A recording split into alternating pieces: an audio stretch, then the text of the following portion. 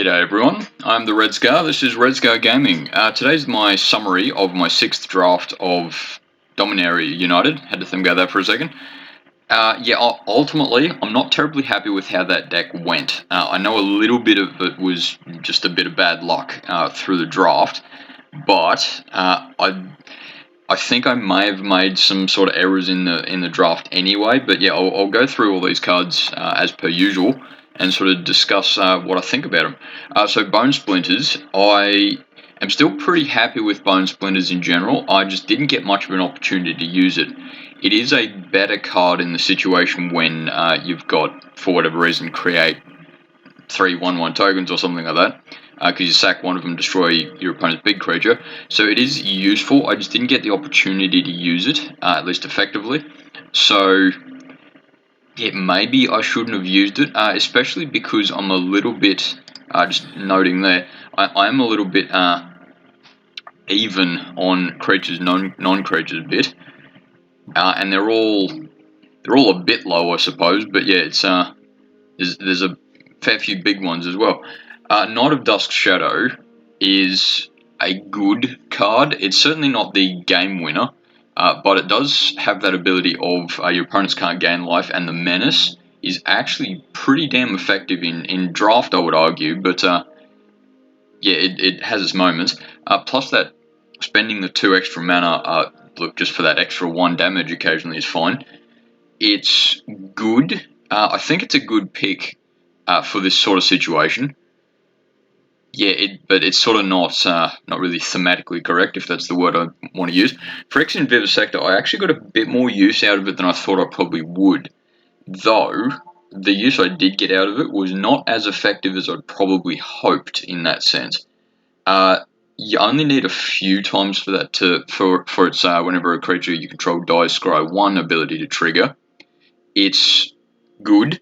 Sorry, as I was saying, you don't have to trigger it too many times for it to be pretty effective, but at the end of the day it is a 2/2 creature, which, yeah, I mean, look, for 2 mana it's not bad, but you do have to be a little bit careful. Toxic Abomination, I think it was game 3 in particular, I just drew it slightly too many times, and it didn't do very well in that particular sense. I'm a little bit split opinion, is that the word I'm looking for, on how good that card is, because there's the occasional time when it is just good. There's the occasional time where it's just bad. So I think probably what I should try or have more experience in is maybe only playing it if I've got, say, a little bit of lifelink or something to that effect, because then the whole lose 2 life doesn't matter as much. Because for 2 mana, a 3/2 can be pretty damn effective, but you just have to be a little bit careful with it. Furious Bellow, I think it was only once actually that I got any use out of, game 5, which in that particular circumstance was very good. It just didn't win me the game or anything. Still a good card, and because of giving something first strike, even forgetting the +3 bit, it's good on both the aggressive and the defensive, and the Scry 1 certainly helps, so I definitely go that again. But yeah, I think maybe in this deck it just didn't get the use that I sort of wanted. Lightning Strike's just a generally good card, and particularly because you can do that last 3 damage to your opponent, or that last 3 damage to your opponent's big creature or something like that. It's sort of the generic get it every time sort of thing. But yeah, I think I'm glad that I took it in this deck, despite it not quite working out as I hoped, but that's alright. Thrill of Possibility, I'm a little bit up in the air as to if I use that effectively. I think it was, actually, did I only play it once or twice? Anyway, game 5 at the very least, Thrill of Possibility was sort of like the desperation sort of thing, which might just be a bit of bad luck, but I still wasn't happy with how it got used. Now, whether that's yeah, because I shouldn't have drafted it or because it was a bit of bad luck, I'm not sure. But it's still a good card in the right circumstance, especially when you've got some sort of graveyard matters sort of stuff, which Writhing Necromass is pretty good with. But yeah, probably didn't get as good use out of it as I wanted. Aggressive Sabotage. I have played it before. Off the top of my head, maybe draft one and two, something like that. But it is sort of the control aspect of it. It's as far as getting your opponent to discard 2 cards, which there's tons of different variations of that through various sets. I'd argue it's probably one of the better ones because you can, excuse me, hiccup. You can spend just 3 mana and it's just your opponent discards 2 cards. There's nothing wrong with that. But if you have that spare red mana, you can actually do like a fair bit of burn. And okay, sure, 3 doesn't take out your opponent, but especially if you're playing aggressive sabotage, say turn 5, 6, 7 sort of thing, it can sort of be the tipping point, and maybe even the victory if you happen to get a bit lucky in that. There was the other 2 actually that I did draft, but that was sort of just I didn't have any other options at the time. I'm still not sure. I probably shouldn't have drafted it, but it was a bit of a control deck anyway. I'm not a huge fan of it at the best times, but yeah, I think it's sort of just down to the bad luck in the draft. But yeah, I could be blaming it too much there. Phyrexian Rager is sort of your general good card. Play it, draw a card, lose a life. It's usually worth it. Even if you chump block it, ideally you sort of want to trade or chump block for the otherwise win condition or something like that. But it's still good. I'm still, at least generically, sort of every black deck should have one sort of thing. Shadow Prophecy. Didn't get as much use out of it as I probably hoped, but it's still, yeah, draw 2 cards, lose 2 life, that's fine. It does have the advantage of putting something in graveyard, which once again can get Writhing Necromass up, but if I had more Writhing Necromass, then Shadow Prophecy would have been a bit better. But yeah, look, that's all right. It doesn't have to be amazing. Tattered Apparition. I have got pretty good success out of it in previous drafts, but at least maybe it's the meta, maybe it's just my different decisions or something like that. But I'm finding it less and less effective. 2/2 flying for 4 is not great, but it does have that ability that you can sink a fair bit of mana into it and make it pretty effective. But I would hazard a guess that if you're going to go Tattered Apparition, you should be focused a bit more on flying rather than the various aspects I've got here, like control of various sorts. Enthrall to the Pit, I did draft as somewhat of a win condition, and there was game 4, I think, that I did essentially play it as a win condition, though in that particular circumstance I was winning, if not decisively, pretty damn well anyway. So Enthrall to the Pit so far hasn't done particularly well for me. I haven't played it much, so yeah, maybe it's just I've got to play it in the right deck or something, but yeah, at least in general, I think I probably shouldn't have drafted it, which if I sort of go with that and Sabotage not being in as well, then maybe I just could have avoided a control deck in total. Dragon Whelp is sort of it is not a great card for a draft. It's not terrible, but it does let you just sink that extra couple of mana that you happen to have floating around. But you do have to be a little bit careful that it is ultimately a 4 mana cost 2/3. Okay, the flying certainly helps, but yeah, 2/3 you got to be a little careful with. So yeah, I'm not terribly happy with getting Dragon Whelp either. It's certainly not useless, but yeah, if I got some sort of opportunity, I might have gone with something else. Yeah, though maybe I should just not be playing as much red or something. Jazz Firenato is yeah, essentially destroy target creature, scry 1. I didn't get as effective use out of it as I'd hoped, but I think partly because my opponents tended to go pretty creature heavy and pretty wide, generally speaking. So Dry's Fire NATO probably wouldn't have been terribly good anyway. It's generally better for the likes of destroy target creature or planeswalker, which generally costs 3 mana rather than 5. But of course, you're not going to get that in red, so that's all right. Maria, I'm assuming that's how you pronounce it, the Outrider. I did say something to the effect of when I drafted it, like I need a little bit of flying, a little bit of reach, and Tattered Apparition was sort of on that group flagpole. Yeah, anyway, you know what I mean. It's good. The domain trigger of it, if you've got 5 land, its ETB is really good and can in fact be game winning. With the 2 different lands out, it's certainly not bad.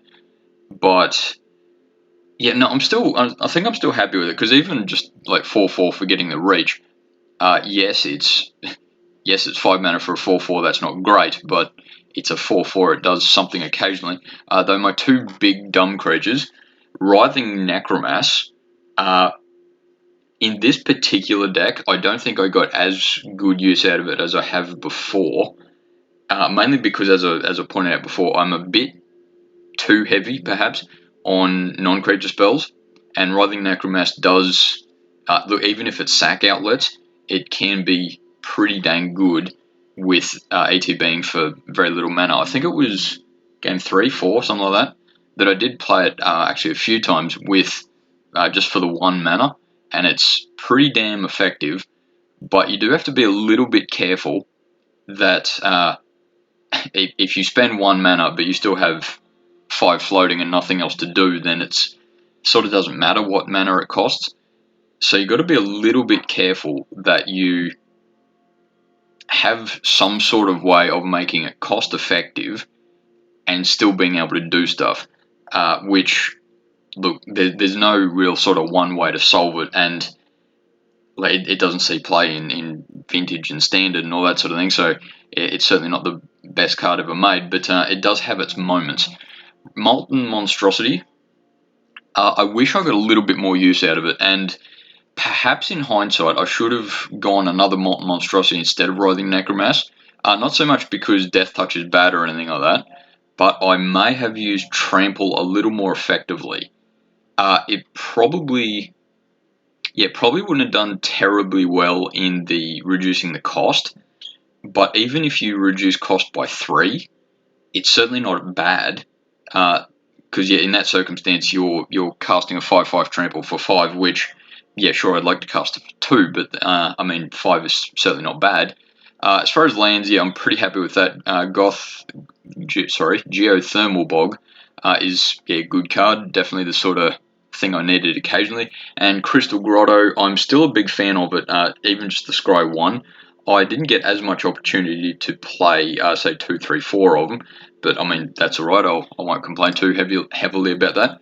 As far as other colours, Destroy Evil, I probably would have gone with that. Actually, I think I mentioned during the draft that I wouldn't mind going Destroy Evil, but just the one white card, just the one of any colour, probably, is just sort of not the idea that I like at the very least, because if you've got, say, 1 Destroy Evil and 3 planes, those 3 planes are, like, they're better off being Crystal Grotto in that sense. So, yeah, at least in this circumstance, I am glad I didn't get Destroy Evil. As far as the blue cards, I did float the idea for a while of going blue, black, red. Impulse would have been probably the one in that sense, and Tidepool Turtle's not terrible, but yeah, it is certainly a defensive card, though, yeah, keeping in mind that I had somewhat the strategy rather, of trying to go a bit controlled, Tidepool Turtle would have been good for that, and I suppose Academy Wall wouldn't have been too bad either, but yeah, it's ultimately very defensive, those two, so I might have been able to go blue. Let's just off the top of my head go. If I had to go blue, probably would have taken out probably even Shadow Prophecy for Impulse, essentially.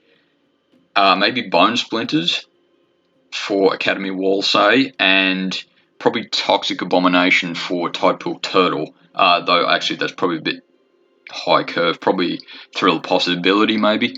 But yeah, anyway, that's just spitballing. But I think overall, I'm pretty glad I didn't go with blue.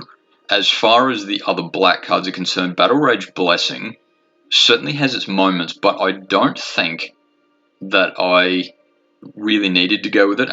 While I was drafting, I did say something about that I was pretty heavy on instants and sorcery, so I'm glad I didn't go with more Battle Rage Blessing. And the Aggressive Sabotage, yeah, as I sort of said before, like I didn't use two very effectively, though maybe it's sort of one of the deals that you should keep as many as possible, so you just discard your opponent's hand and it's top deck from the start, sort of thing. Gitu Amplifier, it's good, and I might have been able to play it actually. Even if I didn't ever cast the kicker cost, perhaps that instead of Phyrexian Vivisector maybe, or Toxic Abomination maybe, because I did have a fair few instant sorcery spells in there, which would have meant that it. Well, I suppose instead of Toxic Apparition, Abomination, it would at least get that one attack sort of thing in, plus any, I suppose, Thrill of Possibility or Lightning Strike basically as a combat trick. So, yeah, maybe I should have gone that instead of Toxic Abomination. Goblin Picker, yeah, look, it's all right, but I'm not a huge fan of discard a card then draw a card unless you're playing graveyard matters sort of stuff. It's otherwise it's just a 2/2, which yeah, I had other options on that front. Flowstone Kavu, actually that's probably one I should have gone with. Yeah, especially if I'm taking out Aggressive Sabotage. I know it's not a great card, but 2/3 Menace is not bad, and you can sink that extra mana should you need it. In fact, maybe even instead of Whelp. Maybe. But I can very much see why you disagree with that. Joyous Firenado, I got half decent use out of the two, but I think three's a bit too much in a draft. And Molten Monstrosity, as I said before, I think I probably should have dropped one Writhing Necromask for the other Molten Monstrosity, and maybe the Dragon Whelp for a third one, maybe. But yeah, anyway, feel free to disagree with me with that. Broken Wings is good when it works, but I don't think I would have splashed green for that. And Scout the Wilderness similarly. Yeah, it's good, but it's if it's the only green card, then you don't really want to search for a particular color of land anyway. So yeah, I'm glad that I didn't go with that. And Ghana, which was the first card I drafted there, I suppose partly why I'm going Rakdos. Yeah, I just didn't get the opportunity to sack many things. So yeah, or get something killed. So it probably wouldn't have been very useful anyway. Though as a 4/3 creature, yeah, if it was say just off the top of my head, if it was say like one red and 4 or something, sorry, one red and 3, say, then yeah, okay, I might have gone with it, but it's 2 red, 1 black, and 1, so you have to be pretty careful in your lands. Certainly not impossible, but yeah, I don't think it's that good. Though, yeah, maybe I could have gone instead of Bone Splinters, but yeah, feel free to disagree with me. And Meteorite, look, occasionally has its moments, but yeah, I'm glad I didn't draft that. Anyway, yeah, I won 2 games, lost 3, so I'm not terribly happy with how that went. And hopefully you can learn from me, and hopefully I can learn from me as well. We'll learn together. Thanks for watching. See you next time.